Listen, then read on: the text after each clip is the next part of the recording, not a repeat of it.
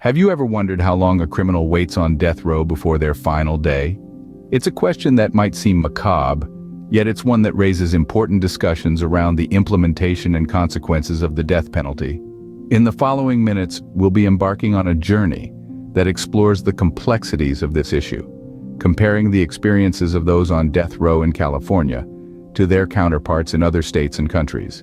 In the vast and varied landscape of the American justice system, the death penalty stands as one of the most contentious practices. It's a system steeped in controversy and debate, with attitudes and protocols differing drastically from state to state. California, for instance, is known for having one of the longest waiting periods before execution, a stark contrast to the faster pace in other states. But what does this mean for the individuals on death row? Does this extended waiting period serve as an additional form of punishment, or does it provide a chance for potential appeals and reprieves?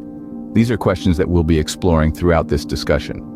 And yet the death penalty isn't solely an American issue. Countries around the globe grapple with similar debates, each with their unique perspectives and practices. From the gas chambers of some nations to the lethal injections of others, the methods used to carry out the death penalty are as varied as the countries that utilize them. Moreover, we'll also be examining life sentences as an alternative to the death penalty. What are the pros and cons of locking someone away for life? Is there a possibility of parole, and what does that mean for the criminal, the victim's family, and society at large? This is a topic that is as provocative as it is educational, one that forces us to confront our own beliefs about justice, punishment, and the value of human life. So, buckle up and prepare for a deep dive into the complex and often shocking realities of the death penalty. Stay tuned as we delve deeper into this controversial topic.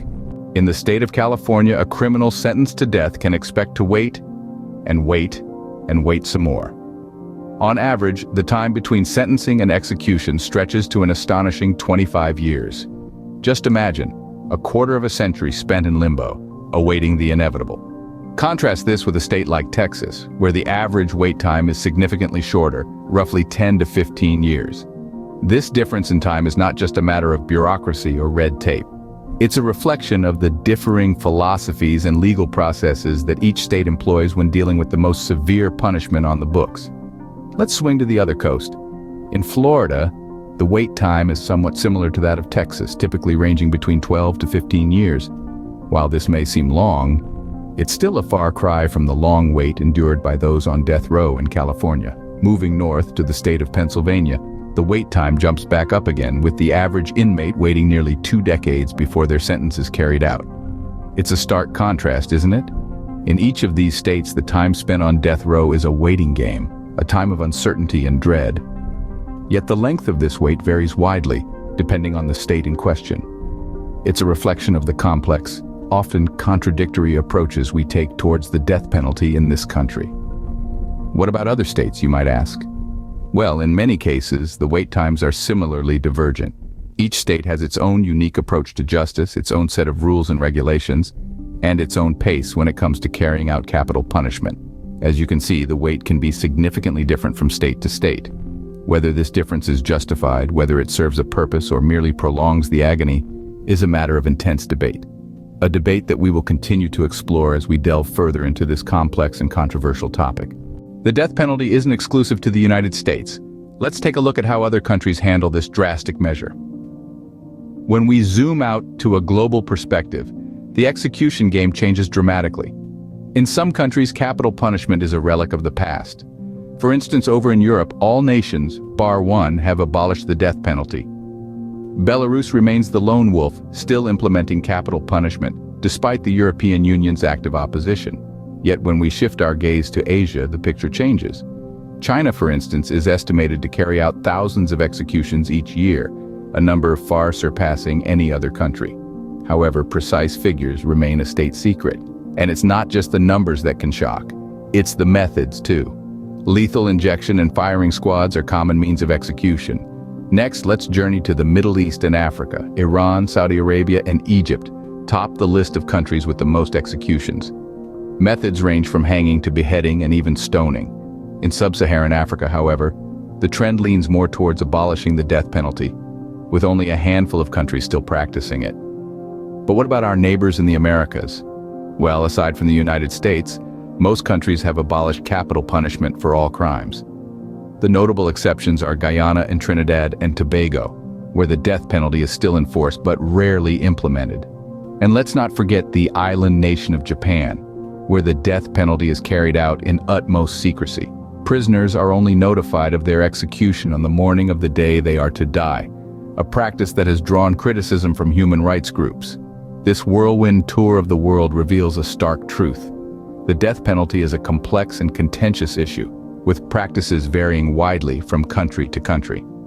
From Europe's near-total abolition to Asia's high execution numbers, from the secrecy of Japan to the sporadic use in parts of the Americas, the global perspective on the death penalty is as varied as the countries themselves.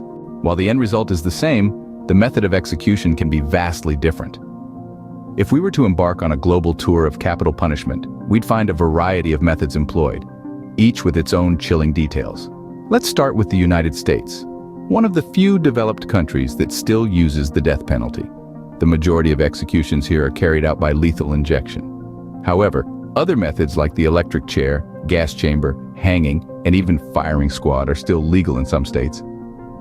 Crossing the Atlantic, we arrive in Belarus, the last country in Europe that still practices capital punishment. Here, the method of choice is a Soviet-era practice, a bullet to the back of the head. In the Middle East, Saudi Arabia stands out. Public beheadings are the norm, often carried out in central squares, serving as a stark reminder of the price of crime. Moving on to Asia, we find a range of methods.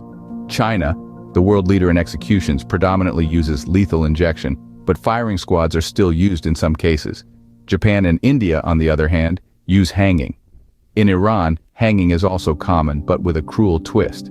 Instead of the long drop that ensures a quick death, they use a crane to slowly lift the condemned off the ground, leading to a prolonged and painful death by asphyxiation. On the African continent, we find countries like Somalia and Sudan, where stoning is still practiced. A slow and brutal method, it's often used for crimes like adultery rather than murder. The variety of execution methods worldwide is a grim testament to human inventiveness. Some methods aim for quick and painless, others for public spectacle and deterrence, while some seem designed for maximum suffering. Each method reflects a different philosophy, a different set of values, and a different balance between retribution, deterrence, and humanity. The method of execution can say a lot about a country's stance on the death penalty. Whether it's a sterile injection in a clinical room or a public beheading in a bustling square, the way a country chooses to end a life can reveal much about its attitudes towards justice, punishment, and human rights. For some criminals, death isn't the end of the road. Instead, they face a life behind bars. Life sentences, a term that seems less severe when compared to the death penalty, yet it carries its own weight of controversies and complexities. It's a world where freedom is not just a word, but a forgotten dream, where the ticking clock becomes a constant reminder of the life that has been left behind. On one hand, life sentences can be seen as a more humane alternative to the death penalty. It allows for the possibility of rehabilitation, for the chance for individuals to reflect on their actions and perhaps transform their lives for the better. It also provides an opportunity for correcting judicial errors, as the irreversible nature of the death penalty leaves no room for rectification in case of wrongful convictions. However, life sentences are not without their cons. They can be a burden on taxpayers, as it costs a significant amount to keep a person incarcerated for life. The overcrowded prisons also put a strain on resources and can lead to inhumane living conditions. Then there's the question of parole. The thought of granting freedom to someone who has committed heinous crimes can be unsettling to many. Yet parole serves as a glimmer of hope for those serving life sentences. It's a contentious issue, with arguments ranging from the potential for rehabilitation to the risk of reoffending. But the real crux of the matter lies in the question of whether a life sentence truly serves the purpose of justice. Does it provide adequate retribution for the victims and their families? Or does it merely prolong the suffering of the convicted, trapped in a cycle of remorse and regret? These are not easy questions to answer. They force us to reflect upon our perceptions of justice, punishment, and redemption. They challenge us to rethink the very systems we've put in place to maintain law and order. Life sentences, while seemingly less severe, come with their own set of controversies. It's a complex issue, one that demands a careful consideration of not just the pros and cons, but also the deeper implications on our society and our humanity. Now that we've covered the basics, let's dive into some lesser-known facts about the death penalty. Did you know that globally, the methods of execution are as varied as they are chilling? In Saudi Arabia, for instance, public beheading is the primary means of execution. On the other hand, Japan and the United States are the only developed countries that still use the death penalty. Japan employs hanging, while the United States uses lethal injection as the primary method, although some states also allow for electrocution, gas chamber, firing squad, and hanging. Here's a fact that might surprise you. Despite the common perception, the death penalty isn't necessarily the most expensive form of punishment. In California, the cost of keeping an inmate on death row is around $90,000 more per year than the cost of a prisoner in general population.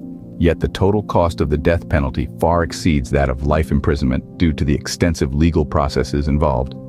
It's also shocking to learn about the length of time prisoners spend on death row. In the United States, the average wait time is approximately 15 years. In California, the wait time is even longer, with the average inmate waiting around 25 years before execution. Some inmates even die of natural causes before they can be executed. And here's a fact that's truly startling. Globally, it's estimated that 1 in every 10 executed individuals is innocent. This is a sobering reminder of the irreversible nature of the death penalty. One more surprising fact is that the death penalty doesn't necessarily deter crime. Numerous studies have shown no conclusive evidence that the death penalty is more effective at deterring crime than life imprisonment. These facts shed new light on the ongoing debate about the death penalty. Is it a necessary deterrent or a costly and inhumane punishment? The answer may not be straightforward, but one thing's for sure. The debate over the death penalty is as complex and multifaceted as the society it serves. If you found this video informative, we hope it sparked a desire in you to delve deeper into this complex issue. We've journeyed through the harrowing waiting time on death row, contrasting California with other states. We've looked at the death penalty from a global perspective, revealing how other nations grapple with this weighty matter. We've discussed the various methods of execution used worldwide, some of which may have surprised you. We've also scrutinized life sentences, weighing them against the death penalty, and touched on the possibility of parole. Lastly, we've shared some shocking facts about capital punishment that you might not have known. We encourage you to ponder on these points, to question, to debate, and to form your own informed opinion. This is a conversation that needs your voice. Don't forget to hit the like button and subscribe for more videos with interesting topics.